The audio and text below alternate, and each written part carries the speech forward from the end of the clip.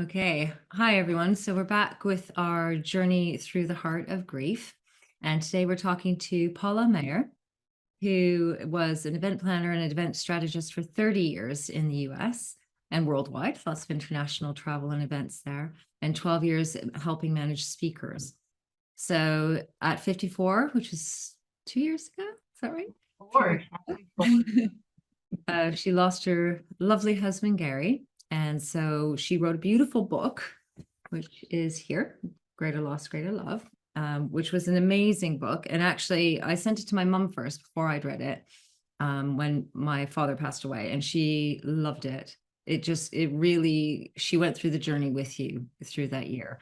So Paula took a year to travel to help heal from some of the grieving. And on her return, she landed home just as the pandemic began. So I think we'll kind of start from the story of you and Gary. How did you meet? We actually met, I was working for a paper company, and we had an event up in Seattle at the hotel he worked at. And he was one of the people helping to part of the hotel staff that was supporting our event. So we met there, and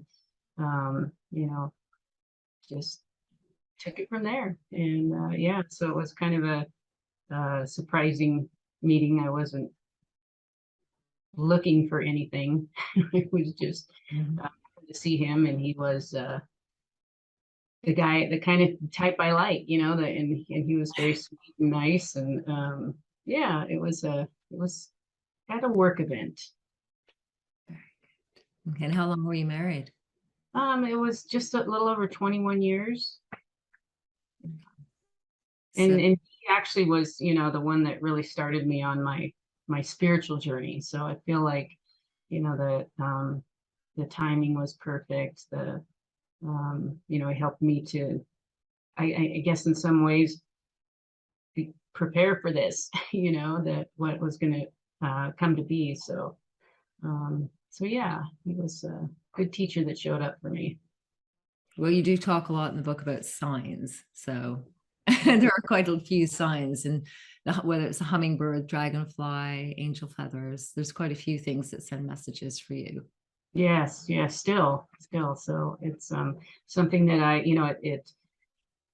it helps me remember that, there's more to life than just this, that our loved ones are still here, their spirits are still around. And, while they have other amazing things to do, I'm sure wherever they're at, they still take the time. And, time is different in that realm. And so, they can quickly show up in many ways and just remind us of, the timelessness of really of all of us. If you think of it that way. Yeah. So in Gary's part of the story that you relate, he was talking a lot about how he had fractured his back in the past and had been a great part of healing himself with the meditations he did and his beliefs and his focus. And through this second journey, which was throat cancer, that part of his ownership of it was that there was a section where you say he was aware that he had created this pattern in his field and the disease that came out of it in the physical. So, and I actually marked the page because I think it's really interesting. It's one of the recurring themes with it, which we come across. And if you don't mind me just reading a bit. Sure. Of your own words. Yeah, it's always nice to hear them again. Expressing himself was one of Gary's biggest challenges during his lifetime. Throat cancer taught him in a very physical way how powerful the mind is and how those thoughts of not having a voice can manifest in the body when we don't temper or redirect them. His illness was so devastating and powerful, and what it did to his ability to speak his truth, his ability to express his emotions, and his capacity to take in nutrition for his body created a deadly experience that ended his life at 62. It's quite powerful paragraph there because it says so many things, not just about where you are now, but his experience of going through the process of dying and knowing that there was a chance that he wasn't going to win this battle. Yeah. It's really interesting because I get a little bit of pushback on that sometimes because people are like, oh, come on, who would do that? Who would create that?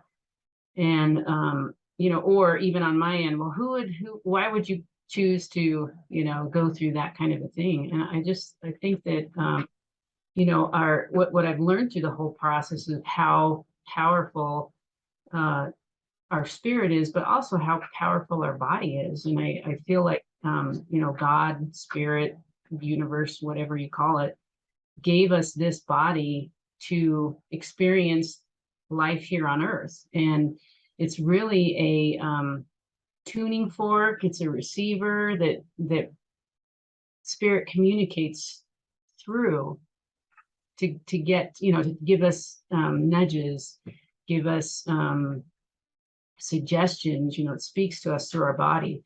And I think the body is very, very strong. It can withstand a lot of pain. It can withstand a lot of abuse.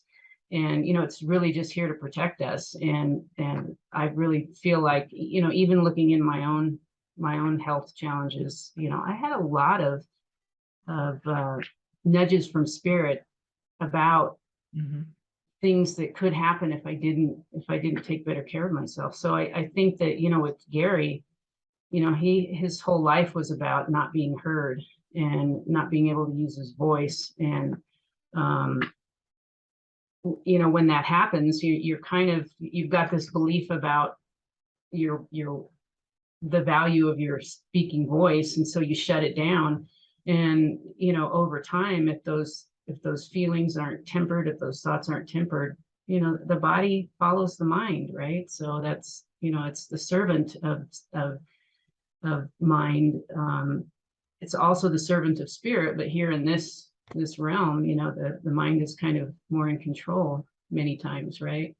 And so for me, I had the same kind of upbringing as well. So I think it's no accident that Gary and I were brought together, that I got to experience and witness what he went through. And it really helped me to, step out and not be afraid of like talking to you now or traveling on my own or writing a book about my experience. So I think it's really important that we have the ability and we find the right places and people where we can speak our truth. And, I think that, perhaps had he discovered that much earlier on, maybe the course of his life would have taken a different path. But if that had happened, maybe him and I never would have met. So, who knows? I just like to, really keep that in my thinking, just how powerful our bodies are, how powerful our thinking and our beliefs are. And, it's really our responsibility to use those in a way that's healthy for mind, body, and spirit. True. And further on that, the idea that death isn't necessarily a failure to heal. Right. I think, one of my spiritual teachers said to me, she said, there's only two things that we come into this lifetime with. That's the date of our death, or the date of our birth, and the date of our death. But we don't know how that's going to come about. And so, when I think about that, well, if that's true, there are many ways that Gary's life could have gone that, probably would have still ended his life at 62, right? So that was the length of time that he's scheduled to come here, I guess. And so that's kind of comforting, because it means that, that was planned ahead of time and there was no failure in it. It was just a matter of how it was and what lessons you're going to learn while you're living that life. So, I like to look at this life like school. We're just going on to the next thing. You go from elementary to middle school to high school to college, and I feel like this life is kind of like that. And when it's time to go to the next level, we leave our body behind and move forward. Yeah. And at the time that's right for us. It's not necessarily the time we think it's going to be. Right. All of us who are kind of aiming for the I'm going to live to 100 and blah, blah, blah, as long as I'm well and healthy. But Yeah. so many things and life lessons do kind of step in the way of that for you to learn the next thing and the next thing. Right. It's really important. And it's interesting because over time, and particularly, you know, in the communities that we run in, there's a lot of meditation, there's a lot of thought, there's a lot of connection to the heart, and really wanting that growth and connection. Yeah. And finding that even if you're going through a disease process, and even if you physically might not, the physical healing might not be what's meant for you, but the emotional healing or the spiritual healing, which is what brings you to that next level, is, you know, so it's not a failure on any level. Right. Right. Yeah. So many interesting things. So coming back to when you were going through those years with Gary, so it was a bit of a long journey. Your health also suffered, you know, because you were working through that whole time and traveling through a lot of that, and also not looking after yourself. Right. Right. Yes. Well, a lot of us, tend to give to everybody else and not to ourselves. And, I had the misalignment thinking that, oh, if I'm helping this person, if I'm helping that person, and I'm taking care of Gary and my kids and my boss and surely God's gonna, shower me with good health and wealth and all those good things. But I've come to realize that, again, it's my responsibility to take care of the body. And it's not God's, it's not anybody else's, and it's my responsibility to listen. I had, in the book, I talk about have ending up in the hospital getting an emergency appendectomy on my 55th birthday. And as I was thinking back on that, the 2 years prior to that, I had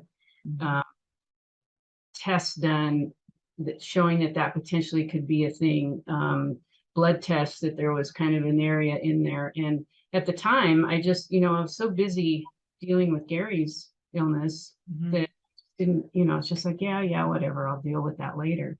And I feel like, in looking at, I believe that all illness and pain in the body has an emotional signature to it. And one of my favorite books that I love to look at for that kind of stuff is Louise Hay's You Can Heal Your Life. And what appendicitis is, it's a fear of flow, a fear of life. And that's where I was in that point, because it's like, what's going to happen with Gary? What's going to, is he going to live or die?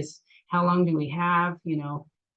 I've got to work, so there's all these things happening that, and I was just doing what came naturally, which was just working hard and take care of everybody else, not thinking about the inevitable for him, and of course, totally not even thinking of that for myself. So, I'm still not perfect at it. I mean, I still, there are times when I think I'm so in tune with my body, and then, I find myself, things going on, and it's like, okay, it's a moment to stop and, really like check in with the body and talk to it. I mean, I, look through those books and see what that means, and then really, think on it, and what does that mean, and talk to the body, apologize, thank it for bringing it to your attention, and then do something about it. I think that's, when we don't, the body slowly just starts to deteriorate, and then it doesn't trust us. So it even takes a little time to build that trust back up,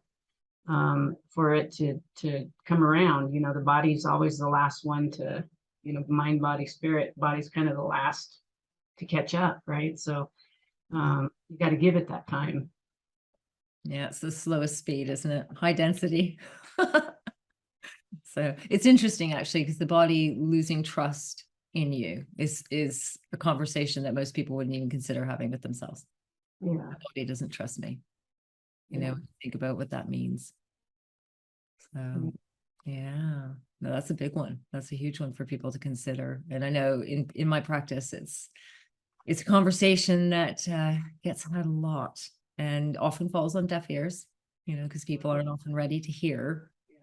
that it's not just taking responsibility, it is rebuilding that trust and that connection with yourself.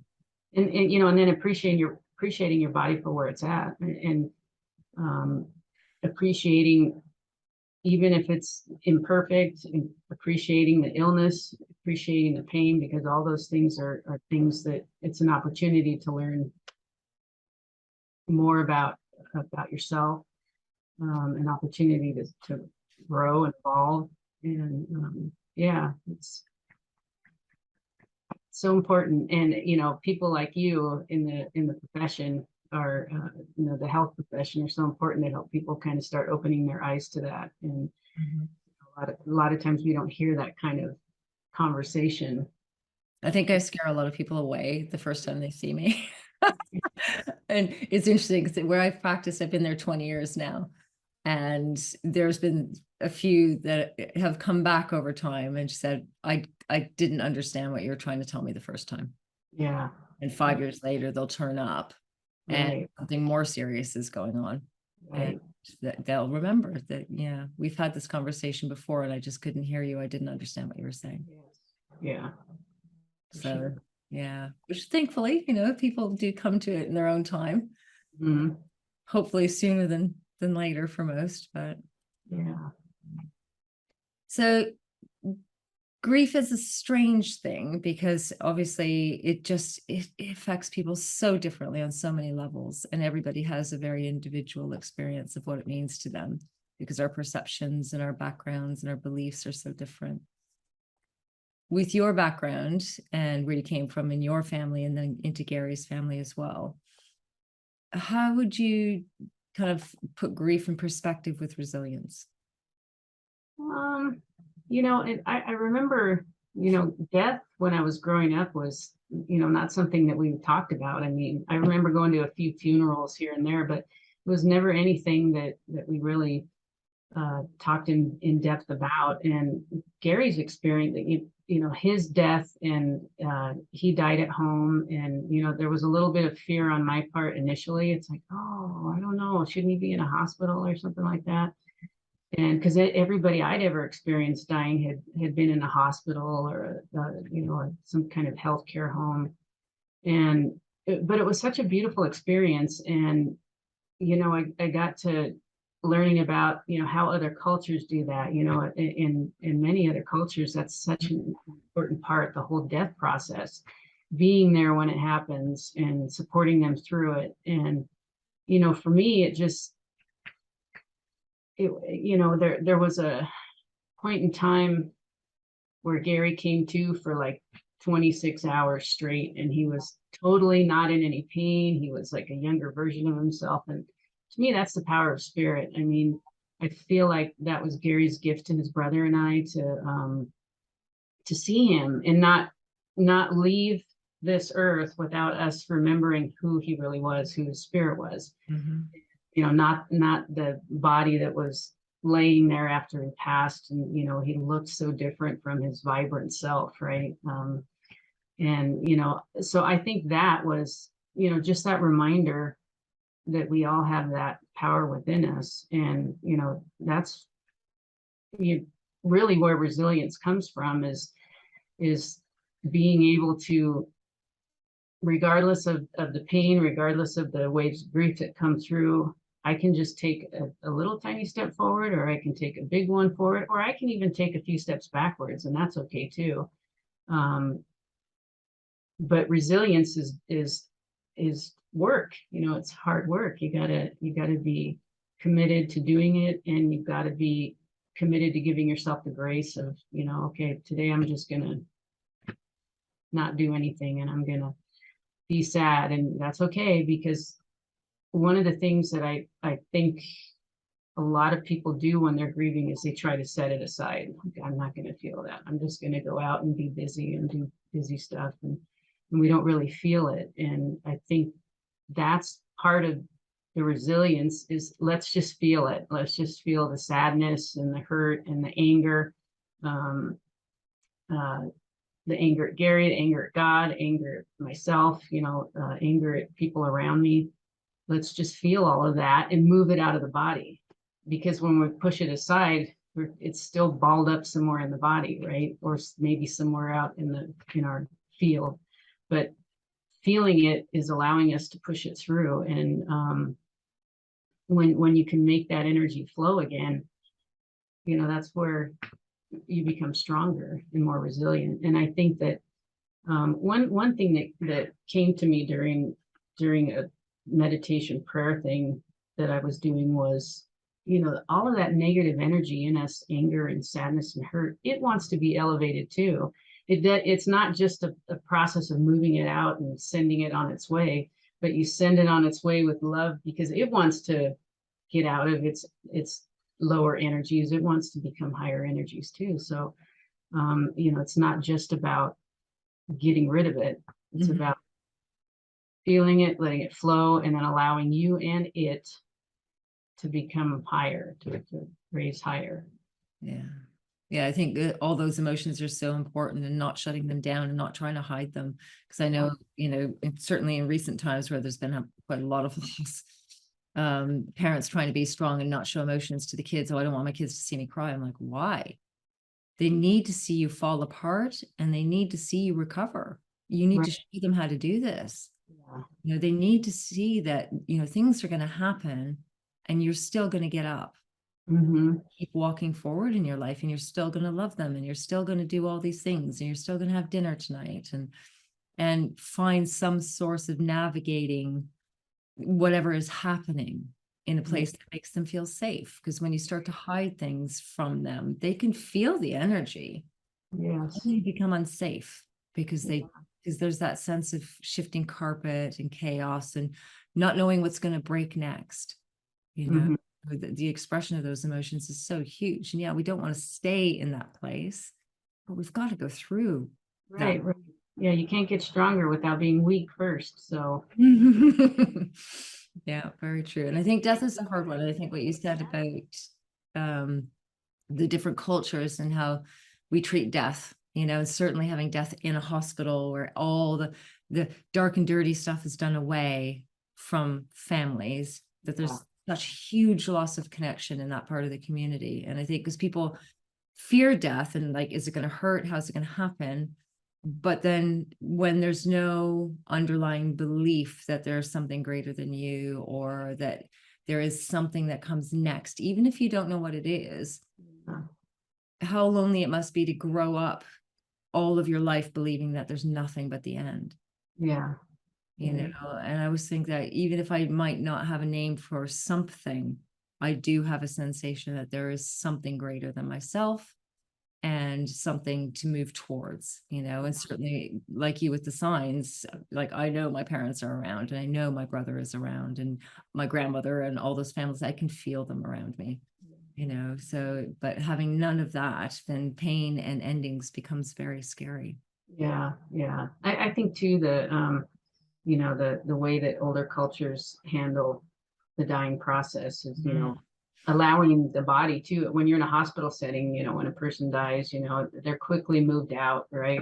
When they're allowed to die at home, you can keep them around for a while, a little bit longer. And I think that, when spirit's detaching from its body, I'm sure there's a little bit of like, oh, here you go, thank you, body. It's, seeing the light or wherever it's going to, but looking back and remembering all the good things of their life. And I think it's a great experience for the person dying as well. It gives them the time to kind of acclimate, There's a lot of peace in that.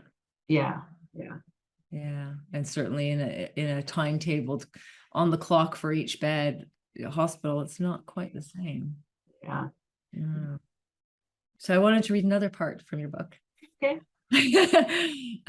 Which is when you were I can't remember where you are now, but you were in the place looking at the art with the massive displays and murals of the peonies. Oh, yeah. In the piece Transience. So because you say the words really touched me. And given Gary's death, the fact that peonies are my favorite flower, I have 4 peony bushes at home in Gary's gardens. So as Gary's body withered away, he was beginning to feel more connected to spirit. And I intuitively knew I was losing him to spirit and to his higher self. So, and I knew through all of the pain and withering, he was enduring it longer than he needed to. And the reason for that was me.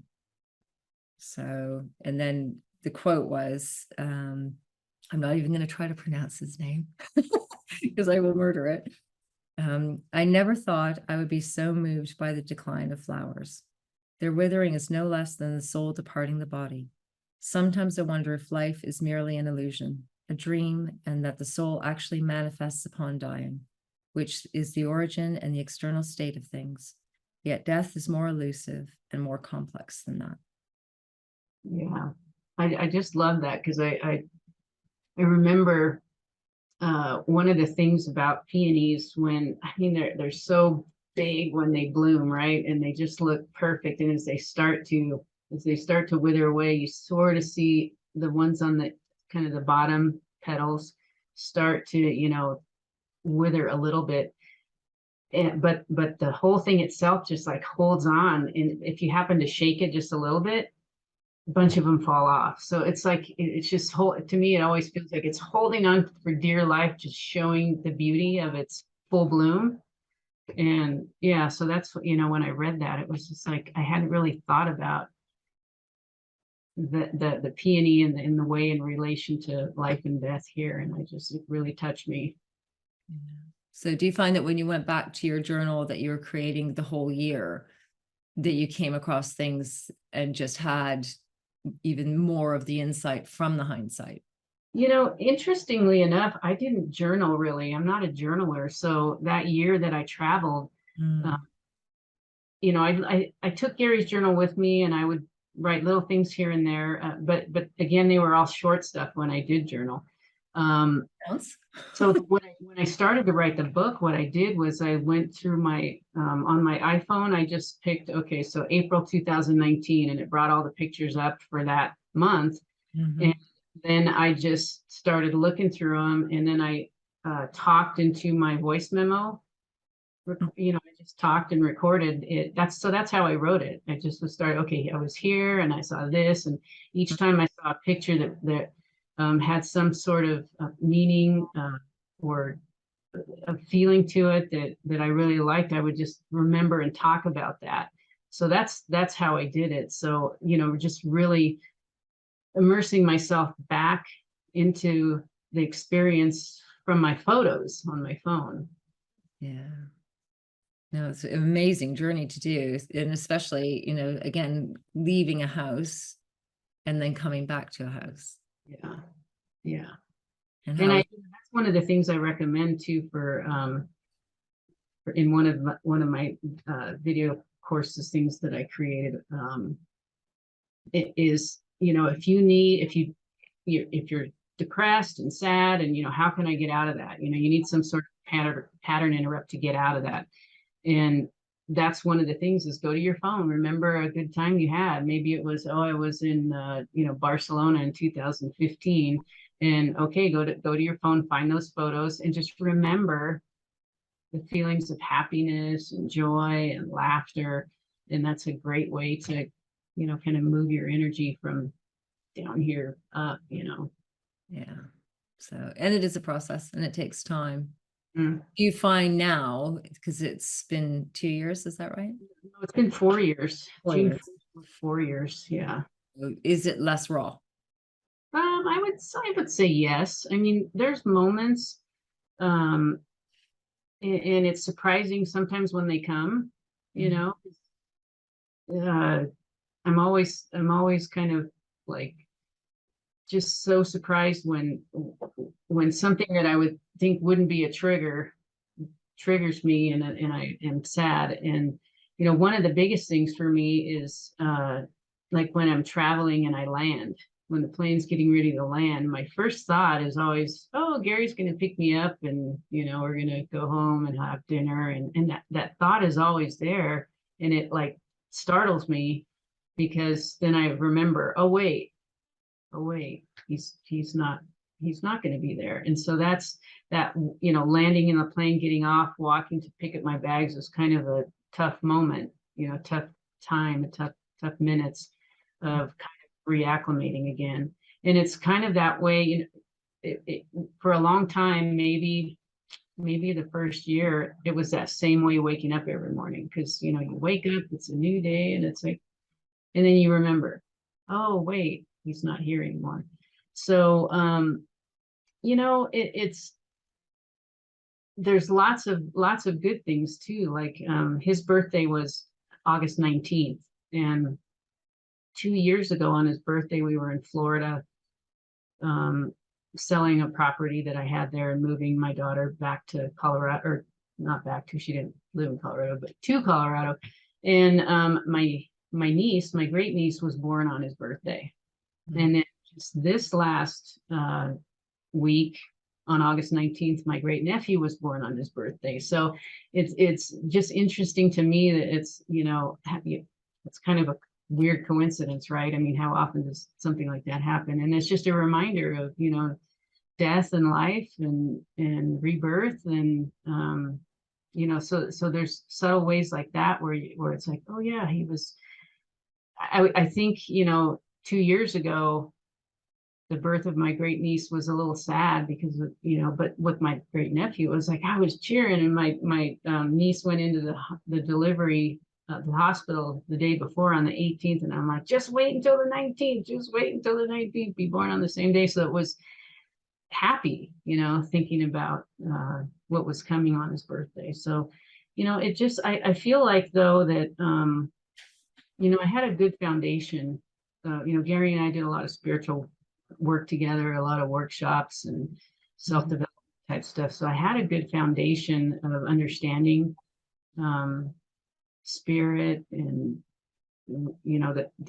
that this isn't all there is, right? So I feel like that was really helpful, because in those moments of sadness, I can remember, oh yeah, we know all this stuff, and he's still around, and I'll see him again someday. And so yeah, it gets easier, but there's still moments where it's a punch in the gut, but I can handle it a little bit better now. And like we were saying earlier, I just allow myself to feel it, allow the tears to come, and just let it out, and then I can keep moving. Yeah.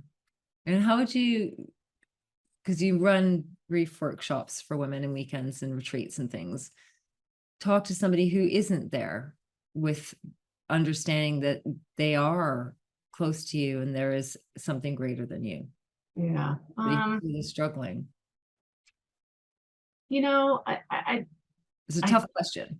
Yeah, because you have to believe that that's possible, right? So if you don't believe it's possible, it's hard then to see the signs, to see the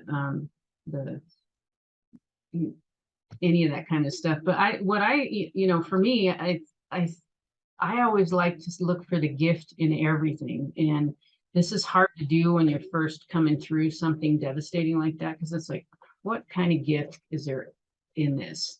How can there be a gift in Gary's death for me? But now looking back 4 years, I can see the gifts. But early on, I forced myself to just look at even really mundane things that weren't like life-altering type things. And it's like, okay, I learned how to drive long trips by myself. I learned how to unclog my shower drain. All these things that Gary used to do, I'm doing those now. And so just little things like that, more as a reminder of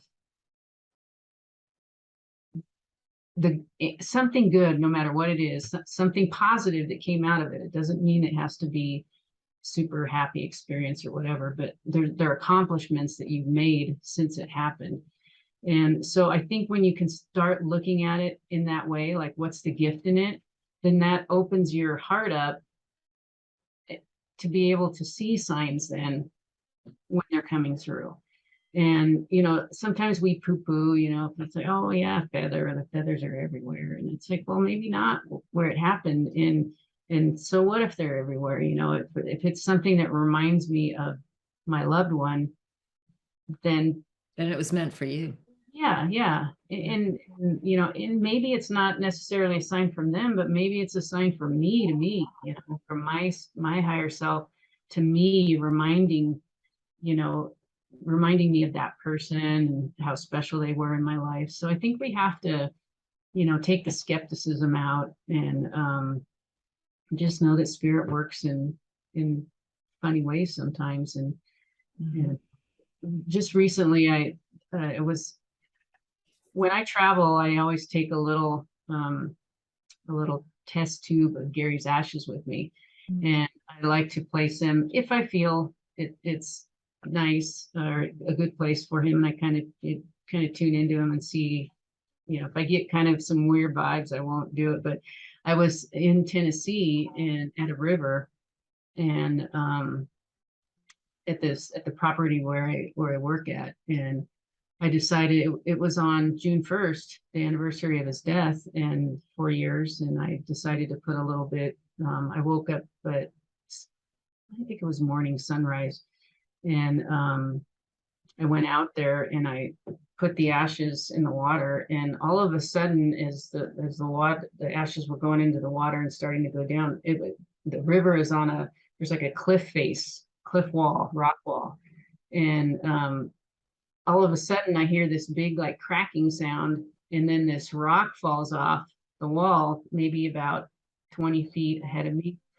And so I laughed because, you know, Gary he loved building rock things in the yard. He built these amazing rock gardens and walls and all of this. So when I heard that sound, I walked over to it and I picked up this rock, and it looks like angel wings, the way it came off the side of the cliff face. So I laughed, and it's like, you know, to me, that was just like, okay, Gary's happy that I've placed his ashes here in this place where I work. And so just things like that. I mean, people would say, that didn't, you know, that didn't happen that way, or you're just wanting it to be that way. But, you know, I've gotten past that kind of thing, and you know, that's how I feel, and that's what I believe, and it makes me feel good, right? So it's okay. Yeah. And really, to the right people, they're going to have the same reaction, say that's amazing. You know, it's such a gift to be even at a stage where you see the signs, because the signs will be all around you all the time. Right. If when you are really in the depth of that grief in those initial shock stages, you're going to miss them. Yeah. And I think that's natural. I think that's normal. And again, you know, that healing in your heart comes at the right time for you, not for anybody else. Right. And, you know, and that's the other thing too, that you just got to meet people where they're at in their grief. You know, everybody's journey and path on it is different. And, you know, one of the things that I think is, you know, people are afraid to say that person's name, you know, they don't want to make you sad or whatever. But for me, it's like, I love when people say, oh, I remember Gary, and, you know, here's an experience we had together. That doesn't make people feel sad. It doesn't make them, you know, they're already sad, right? So that kind of stuff is going to actually make them happy, because it's like, oh, somebody else is remembering my loved one too. And, you know, so I remember that for me. And so when I encounter others that have lost loved ones, I remember, okay, speak their name, you know, share with them if you have an experience to share, or just say their name, you know, I'm sorry to hear about Gary, you know. And yeah, it's funny actually, because I know after my dad died, you know, people would send little emails and things. Oh, I remember your dad, and and you get to know this person that you thought you knew everything about in a completely different way. Right. I have one of my, it was a volunteer person at an event we were running, and Gary happened to be there, and I was up making announcements or something, and she said to me, after he passed, she says, I just remember at this one event, and you were up there talking, and he was looking at you, and you could tell he was just so proud of you. And it's like, it was good for my heart to hear that, because, you know, there was always a lot of, not always, but occasionally, you know, comments from his his side on, oh, you work too much, you should slow down, you know. But to hear something like that, where he was proud of me in that moment, and you know, it just was, it was touched my heart. So you're right, things like that you would never think about. It's like really good to in the grieving process. So I always encourage people to just, you know, acknowledge it, you know, just let them know. I mean, yeah, it's horrible, but you know, people want to hear their loved one's name. It reminds, not that they forgot that they're around, but you know what happens when somebody, you know, time is so weird when you lose somebody, and you know, you kind of sometimes question yourself, were they ever really here, you know? And you know, what did they feel like? You know, what did their hands feel like? You know, what did their voice sound like? You know, so you start questioning all those things. And so when somebody else speaks their name and shares an experience, it's like, oh, okay, yeah. Yeah, it's a big thing, isn't it? Yeah, especially the voice thing. I remember probably about a week after my mom had passed away that I was clearing messages from my phone, and there was a message from her. Yeah. So, and it was just like, wow, that was unexpected. And I was like, how do you save it? Damn it. Yeah. Because they self-erase after like 7 days or something. And I was like, how do I save this? Right. Yeah. I that was one thing I wished I had done, was save some of his voice messages, because he would leave me cute voice messages. But I do have one recording when he went into the hospital and had to get the trach put in. I was concerned that, you know, what is he going to have a voice? You know, my grandfather had a laryngectomy years and years ago, but his voice box was taken out, and so he didn't have a voice. Anyway, I was worried about that, so I asked him, just record here, speak into my phone and just say something. And he's like, hi, Paula. You know, it was just kind of like whatever. But now it's precious to me, you know, just to hear. I came across a video on my phone one time, Christmas time, and I was videoing him opening a card, a present, and hearing his voice there. So yeah, that's kind of a powerful thing too, is to run across those, and it's good to hear it every so often. Yeah. So just as we come to a close for a second, I just wanted to talk about what you're doing now and a little bit about Day Tripper Challenge. What's that? Day Tripper Challenge. I actually did a little summit recently where I took the Day Tripper Challenge and it called it Everyday Reverence. In my book, I like that. I think it's at the end of every chapter. Every people. Let me just get to I have it there. It's called Gratitude, Laughter, Divine, right? Think about that. So that's the Day Tripper Challenge piece. And really what that's all about is everyday reverence. Every day I'm, you know, looking to create reverence in my day, and just those three simple things. And it doesn't have to be anything super like I said, I'm not a journaler, don't write long stuff. So for me, it was just like one word. And so I have this what I call the Everyday Reverence kind of PDF journal thing that you can do that kind of a thing, and I kind of explain it. But it's just really simple, like what are you grateful for today? You know, I'm grateful for my dog, you know, my son's dog, you know, she's always happy to see me. So it could just be Hera, that's her name, right? Just write that down. And what made me laugh today? It's usually myself, you know, that I laugh at, but there's lots of things that make us even smile. You know, I don't necessarily have to have a good belly laugh, but what made me laugh or smile today?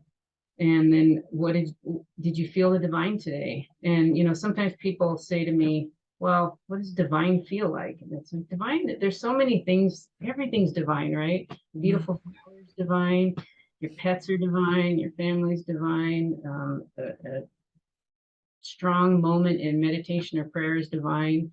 You know, your skin prickling up when you hear something cool, that's divine. I mean, you can, it doesn't have to be like a miracle, like you think a biblical miracle or something.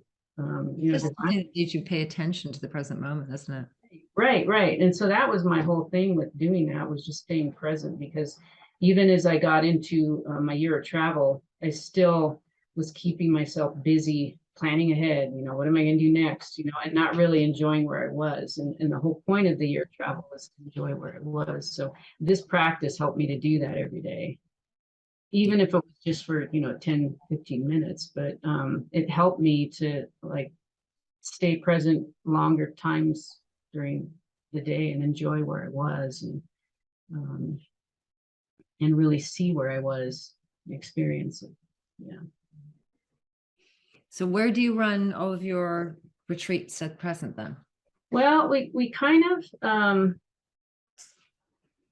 I did a couple of them actually before the pandemic. And the pandemic, of course, kind of shut a lot of stuff down. So we've been struggling. A friend of mine and I actually want to do like sacred type tours for small groups, and we're just kind of waiting for it to because I want to do it travel based, because that's what my book's about, right? That's what my healing work has been supported through my travel, right? It's been helped by my travel.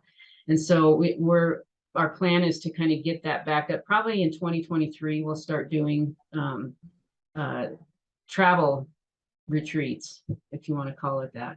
And just kind of going through some of the exercises in the book, but actually doing it with, as we're traveling on location and doing that kind of thing. So that's my vision for that. And then just, kind of waiting a little bit till it feels safer to travel. I mean, I'm comfortable traveling, but there's still some of the places we want to go. For example, the UK, we want to do like a Glastonbury tour or something like that, and just, kind of really get into it. But it's, international travel, I think, is still a little, some women are still a little iffy around that. And when you've gone through grief, you start, Everything is uncertain. you start thinking, oh, I can't do stuff like that. I can't travel. It's not safe.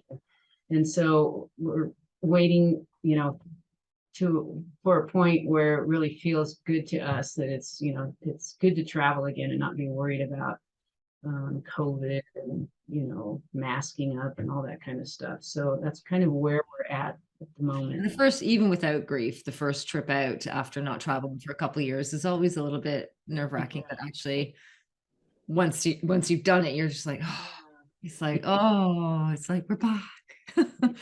Yeah, I love traveling like you do, and it's been interesting. Yeah, I do too. And I ended up getting an RV earlier in the year, and I've been doing that. And that's fun too, because I can still,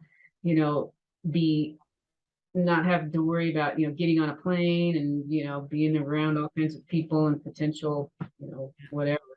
And that's a fun way to do it. My whole point with traveling is, and I mentioned it in the book too, is that you don't have to get on a plane. You don't have to get on a cruise ship.